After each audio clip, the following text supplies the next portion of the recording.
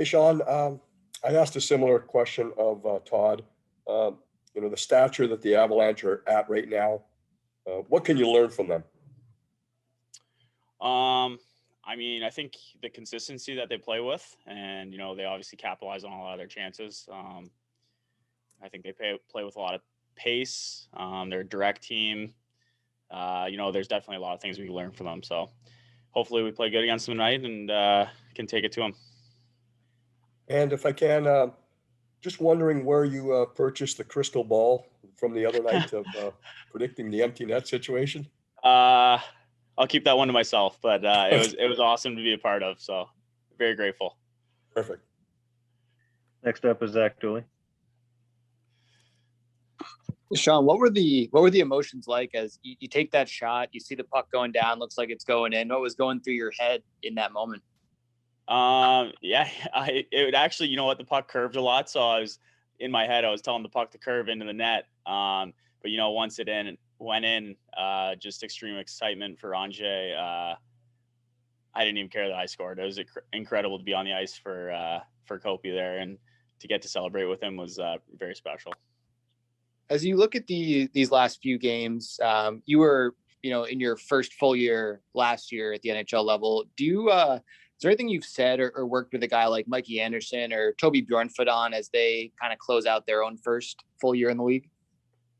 Honestly, those guys have played amazing. If anything, I'm asking questions to those guys, and we talk about a lot of things in the D zone and stuff like that. So, they've handled it extremely well, and I think those two are going to continue to grow and be big parts of our D-core going forward. Appreciate it. Thank you. Next up is John Hoeven.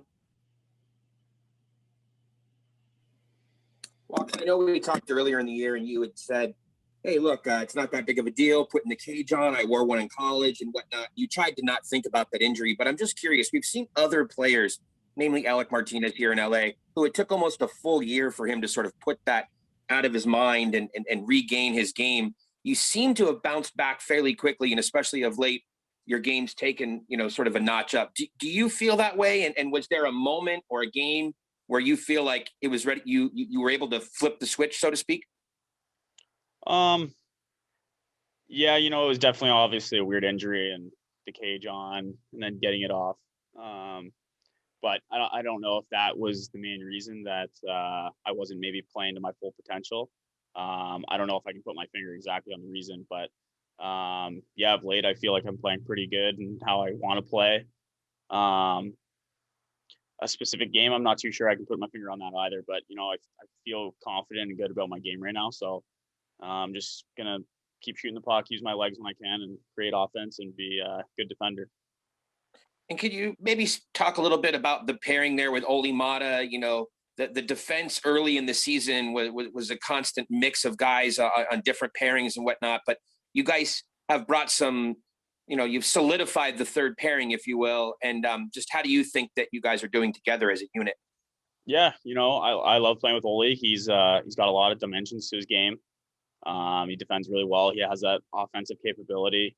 We read off each other really well. So, it's been good playing with him, and look forward to continuing that. Thanks. Next up is Lisa Dillman. Yeah, Sean, I was wondering if you could put a scouting hat on for us and analyze the game of Cale Makar. And do you find that when you are watching him via video or whatever or whatnot, you can actually, learn from him and what he's been able to do at his age? Yeah, he's obviously a really offensive defenseman, and the way that he skates and what he does with the puck is pretty cool to watch. Definitely something I would like to bring to my game more, and some of the patience and the deception that he has. So, it's amazing to see how young he is and the things that he's doing already. So definitely watch what he does and try to imitate, in a sense, some things that he does.